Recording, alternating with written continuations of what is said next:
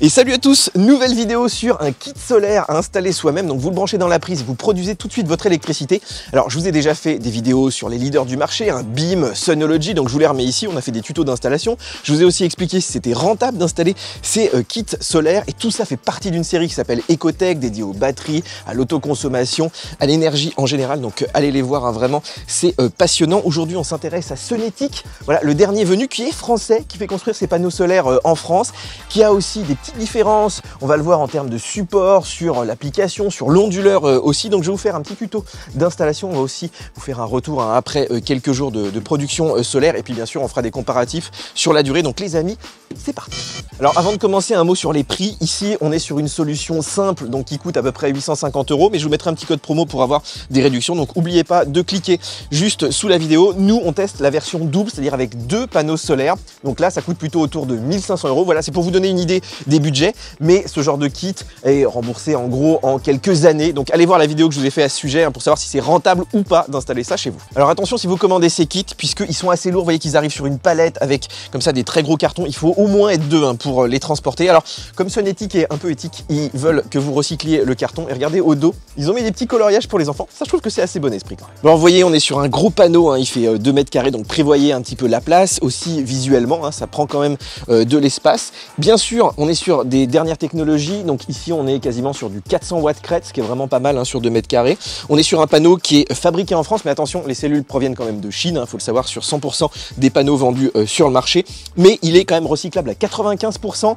il est garanti aussi 20 ans, et au bout de 25 ans, il produit encore 80% de son électricité originelle. Alors vraiment, aujourd'hui, le solaire, on va dire que c'est relativement durable, relativement recyclable, et surtout, on a des technologies qui ont des très très bons rendements. Alors vous voyez que tout est quasiment assemblé, hein, l'onduleur, les pieds. En fait, la première étape, donc il faut mettre le panneau bien sûr à l'envers, sur du carton idéalement. Moi j'ai utilisé le carton d'emballage. Et ici vous allez relever les pieds comme ça et plaquer donc chaque pied sur le support. Et là maintenant on va aller visser tout ça. Bon, alors pour chaque pied on a une vis et un boulon, donc tout simple hein, il suffit de visser. Moi j'ai quand même pris voilà, soit une clé soit une petite pince pour tenir le boulon, mais en quelques minutes c'est fait. Alors une fois qu'on a vissé nos 2 pieds, il va falloir redresser le panneau, donc là il vaut mieux être 2 et puis on va aller le placer donc à son emplacement définitif. Alors pour optimiser le rendement, c'est vrai qu'il vaut mieux gérer un petit peu l'inclinaison des panneaux, hein. On n'est pas sur un toit, là on peut effectivement optimiser sa production. Ici on a des pieds qui sont réglables, donc ça c'est plutôt cool, et surtout en hiver on va pouvoir les mettre comme ça très haut, alors qu'en été on va pouvoir les mettre beaucoup plus bas. Donc ça va permettre vraiment de produire au maximum, même si ça oblige voilà, plusieurs fois dans l'année à faire le petit réglage. Alors vu que j'ai le Synology, regardez, petit comparatif au niveau de l'inclinaison du panneau, qui ici est réglable sur plusieurs positions en fait prédéfinies. Donc voilà, vous avez simplement à faire un petit clic-clic et en 2-2 c'est réglé. Par contre ici vous avez en fait tout un rail, donc vous avez plus de finesse si vous voulez régler l'angle au fur et à mesure des saisons. Par contre il faut quand même un outil pour tenir le boulon, et surtout il faut être 2 puisqu'il faut qu'il y ait quelqu'un qui tienne le panneau pendant que l'autre fait le réglage. Voilà, c'est un petit peu plus galère, mais on a aussi plus de finesse, à vous de voir. Alors nous on a une double station, donc on a 2 panneaux solaires, sachant qu'il n'y en a qu'un qui a un onduleur. Donc ici je vous conseille de le mettre le plus proche possible de la prise électrique. L'autre n'a que ici des sorties. Alors au niveau de l'exposition, moi j'ai mis les 2 plein sud, c'est le plus simple, vous n'avez pas à les toucher toute l'année. Mais si vous avez voilà, des situations un peu complexes, des murs, des arbres, vous pouvez en mettre un sud-est, un sud-ouest, et les 2 ne vont pas s'impacter hein, mutuellement sur la production. Hein. Si lui par exemple a une énorme ombre, l'autre va continuer à produire. Ça c'est la force de l'onduleur qu'ils ont mis à l'intérieur. Alors si vous avez une double station comme nous, il va falloir relier le panneau donc qui n'a pas d'onduleur à l'onduleur, hein, juste ici. Donc pour ça c'est vraiment très simple, on relie les 2 câbles dans les fiches de l'onduleur, il y a des petits détrompeurs, vous pouvez pas vous tromper, attendez bien quand même le petit clic. Alors si vous avez 2 stations, il va falloir quand même relier la prise de terre entre les 2, donc voilà, ça demande juste un petit tournevis et une vis. Par contre si vos panneaux sont un peu éloignés, évidemment il faudra changer le câble, sachant que ce câble là il pendouille un petit peu, donc voilà, si vous avez des animaux et tout, j'espère qu'ils vont pas trop jouer avec. Alors là-dessous on a un onduleur de AP System hein, qui est le numéro 1 mondial, qui fait 730 watts. Alors si vous faites le calcul avec 2 stations, on est un petit peu au-dessus, mais en fait c'est pas très grave. Ce qui est important dans la production solaire, c'est surtout d'avoir une grande amplitude plutôt que d'atteindre les valeurs crêtes. Ici elle va se déclencher en fait à 28 volts, ce qui veut dire que s'il y a très peu de soleil, si j'en sais rien c'est le matin ou très tard le soir, vous allez quand même produire, donc ça c'est plutôt pas mal. Il faut savoir aussi que c'est un onduleur qui est étanche, donc évidemment il résiste aux intempéries, et surtout c'est un onduleur connecté. Voilà, ça c'est inédit sur ce panneau, c'est-à-dire qu'il va communiquer avec une petite box que vous allez mettre dans la maison en Zigbee. Alors on nous dit théoriquement qu'il ne faut pas dépasser les 50 mètres. En fait, surtout, il faut faire attention si vous avez des gros murs, etc. Voilà, que les 2 soient pas trop éloignés. Bon, dernière étape, venir lester les panneaux. Surtout aujourd'hui, il y a beaucoup de vent. Je mets 3 dalles en béton que j'ai pris chez Leroy Merlin, il y a à peu près 15 kg là sur chaque pied, donc c'est ce qui est recommandé, sachant que les pieds voilà, sont vraiment prévus pour être lestés, vous pouvez aussi les visser si vous avez une terrasse par exemple, et ça c'est vraiment très important parce que des panneaux comme ça prend quand même pas mal le vent, et là aujourd'hui il y en a pas mal, ce serait vraiment dommage que vos panneaux s'envolent. Bon, une fois que vous avez bien tout branché, tout installé, eh ben, on va pouvoir produire de l'électricité. Pour ça, il suffit de prendre ici la petite prise, de la mettre dans une prise extérieure. Alors, ça peut être une rallonge, ça peut être une multiprise. Moi, j'utilise tout ça, même si c'est pas toujours très conseillé. En fait, ce qu'il faut faire attention, c'est d'utiliser du matériel de qualité, avec des bonnes sections de câbles qui résistent à l'eau, à l'humidité. Mais en principe, ça pose pas de problème. Il faut aussi, bien sûr, que vous ayez un différentiel derrière, que votre installation soit aux normes. Et ça, c'est de votre responsabilité. En tout cas, nous, on va aller produire du courant. Alors, si cette série vous donne envie de vous lancer dans une installation solaire de plus grande envergure ou même d'envisager une rénovation énergétique pour moins consommer, vous pouvez faire appel à la société française Helio, acteur de référence de la maîtrise de l'énergie et qui est notre sponsor cette semaine. Par exemple, Helio et son réseau de professionnels RGE vous accompagnent dans l'installation de panneaux solaires sur le toit de 8 à 24 panneaux, soit 9 kW crête de puissance, de quoi être largement autonome en énergie, notamment si vous avez par exemple une voiture électrique comme nous ou pour revendre le surplus d'énergie. En fait, Helio s'occupe de tout. Vous pouvez faire appel à eux pour vos isolations thermiques, changement de chauffage, rénovation globale, audit énergétique, panneaux solaires et même les bornes de recharge pour voitures électriques. Alors si vous êtes intéressé, regardez juste en dessous de la vidéo, je vous ai mis un petit lien en description pour simuler le coût de votre projet et réaliser jusqu'à 200 € d'économie sur votre devis grâce à notre code partenaire MacForever. Bon, maintenant on va aller installer notre petite box connectée, l'application mobile, et on va aller voir ce qu'on produit. Alors la connectivité, elle va se faire au travers de cette petite box de AP System, vous voyez, qui est très légère, qui elle va se connecter en Zigbee directement à l'onduleur, donc ça c'est assez dingue. Par contre, il faut que ce soit à portée de votre panneau solaire, donc vous pouvez le mettre évidemment dans la maison, à portée de votre Wi-Fi et du panneau, donc moi je dirais à mi-chemin, c'est idéal. Il faut un réseau 2.4 GHz, donc la plupart du temps on en a, mais voilà, si jamais vous avez que du 5 GHz, là ça va pas fonctionner, ou alors il faudra racheter une petite borne. Moi je dirais que l'installation est quand même un petit peu galère, parce qu'il faut jongler entre plusieurs applis, voilà, il faut se connecter au réseau de la box, après à votre réseau à vous, donc il faut bien suivre le pas à pas que vous recevez par mail. Je vais pas vous le faire en détaillé, puisque effectivement c'est quand même assez long, mais évidemment ça je dirais que c'est un petit peu la partie pénible, mais à la fin, vous allez le voir juste après, on a quand même accès à une super application, donc le jeu en vaut la chandelle. Bon, alors une fois que vous avez fini votre installation de la box, donc vous avez cette application qui s'appelle EMA, qui est vraiment très simple, très complète. Regardez, on voit la puissance instantanée, hein, ce que vous produisez en temps réel, la production journalière, l'énergie totale, ça, vous avez ça sur la home. Dans le petit onglet, regardez en bas là, vous avez votre champ de panneaux photovoltaïques, et ça permet de savoir la production panneau par panneau. Ça, c'est lié à la connectivité de l'onduleur, c'est vraiment très pratique, ça vous permet d'optimiser un petit peu l'inclinaison, l'orientation effectivement de vos panneaux, donc il faut jouer un petit peu avec pour avoir la meilleure inclinaison.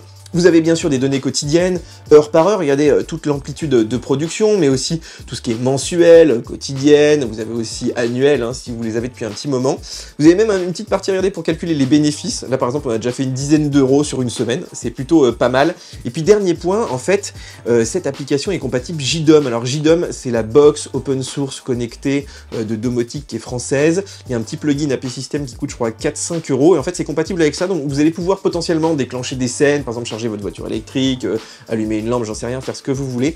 Et ça, peut-être que je testerai, hein, j'ai pas de box JDOM pour l'instant, mais ça ouvre quand même des possibilités, ce qu'on n'a pas forcément avec la concurrence, hein, qui a soit des prises connectées un petit peu basiques, soit qui a des box propriétaires comme chez BIM, donc ça c'est un vrai atout de cette solution AP System. Alors premier bilan de production après une semaine, vous voyez qu'on a déjà produit 35 kWh, donc c'est plutôt pas mal, hein, ça fait une dizaine d'euros d'économisés, 4 à 5 kWh par jour là en ce moment en avril, vous allez voir que ça va augmenter encore un petit peu pendant l'été. J'ai comparé aussi à Synology, puisque les panneaux vraiment je les ai mis à côté, même inclinaison, vous voyez qu'on produit quasiment pareil, on est à 4,43 par exemple le 20 avril, alors qu'on est à 4,38 chez Synology, le 23 avril on est à 3,58 là chez Sonetic, et puis 3,62 chez Synology, donc vraiment on est dans la même fourchette. Par contre, ce qui est bien, regardez, on peut surtout la voir ici, c'est l'amplitude de production. Vous voyez qu'à 8 h, on a déjà, par exemple, du 40 watts, alors que le soleil est à peine levé. Et on arrive vers 19 h à avoir aussi encore 40 watts, donc quasiment 11 heures de production, là, en avril, ce qui est vraiment bien. Et pendant l'été, je pense qu'on aura encore plus de production. Donc pour l'instant, en termes de production pure,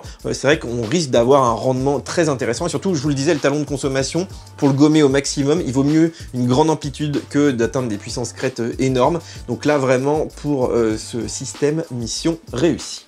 Alors qu'est-ce que je pense de ce nouveau kit de Sonetic? Déjà en termes de qualité de produit, de robustesse, rien à dire, les panneaux sont vraiment de très bonne qualité, que ce soit le support, la qualité des cellules aussi, le rendement, la production parmi les meilleurs du marché. Alors deux raisons de choisir Sonetic par rapport à ses concurrents. Déjà le premier c'est la production en France, je vous le disais, à part les cellules, tout le reste est réalisé en France, les panneaux, le verre, avec les supports aussi, donc ça fait travailler l'économie locale. Et puis la deuxième raison c'est cette petite box qui frise vraiment la perfection, même si voilà, elle est un peu compliquée à installer, mais une fois que vous avez l'application, c'est extrêmement complet, vous avez des belles statistiques, vous pouvez la connecter donc à des petites box domotiques. Moi ce que je verrais bien c'est un Echo Joko, allez voir la petite vidéo que je vous ai fait pour voir effectivement ce qu'on consomme par rapport à votre production aussi, donc ça peut être assez intéressant. Ça manque un peu qu'elle soit connectée à Enedis, mais bon comme c'est un produit international c'est compréhensible, donc vraiment l'Echo Joko pour moi c'est le bon combo avec ce produit. Alors on termine avec une question qui revient souvent dans les commentaires, est-ce que c'est rentable? Combien d'années il faut pour que ce soit rentable? Alors c'est vrai que si vous êtes en France avec un kWh pas très cher, c'est au moins 5 ans si vous habitez dans le sud, plutôt 7 ans dans le nord, donc ça peut paraître long mais le produit dure au moins 20-25 ans, donc dans tous les cas vous allez être rentable. Après c'est vrai que si le prix de l'électricité augmente, si vous habitez en Suisse, en Belgique, en Angleterre, alors là en 2-3 ans vous pouvez rentabiliser votre kit, donc là ça devient vraiment très intéressant. Et puis surtout, moi je dirais qu'il ne faut pas uniquement parler d'argent, c'est-à-dire on est sûr que le produit est rentable, mais on a un vrai kiff à produire son propre courant, à effacer son talon de consommation, à prendre conscience aussi de ce qu'on produit, on fait des économies, on l'a vu avec l'Echo Joko notamment. Et puis c'est aussi un pas vers l'autoconsommation, si vous avez un petit logement, que vous optimisez bien le solaire, que vous le stockez dans des batteries, je vous ai fait plein de vidéos sur les batteries et l'autoconsommation, et bien les amis, vous allez pouvoir devenir petit à petit de plus en plus autonome en électricité, vous allez être moins dépendant des aléas politiques, des aléas tarifaires, des aléas aussi du réseau, on l'a vu cet hiver avec les menaces de coupure, donc tout cela est vraiment passionnant, et c'était vraiment l'idée de cette série Ecotech, de vous faire découvrir comme ça le solaire, les batteries, l'autoconsommation. Donc bien sûr, suivez-nous pour découvrir tous ces produits. Alors si vous voulez vous payer ces panneaux, regardez sous la vidéo, je vous ai mis un petit lien, il y aura peut-être aussi un code promo, donc n'hésitez pas à en profiter, il sera peut-être pas valable indéfiniment. En tout cas, si vous avez des questions, posez-les-moi bien sûr dans les commentaires, j'essayerai d'y répondre. Et puis, si vous voulez nous soutenir notre indépendance, puisque aucune de nos vidéos n'est sponsorisée, on n'est pas payé par les marques, on est vraiment indépendant,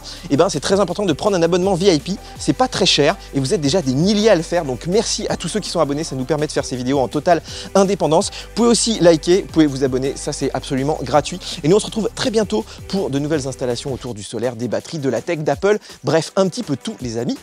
Ciao ciao.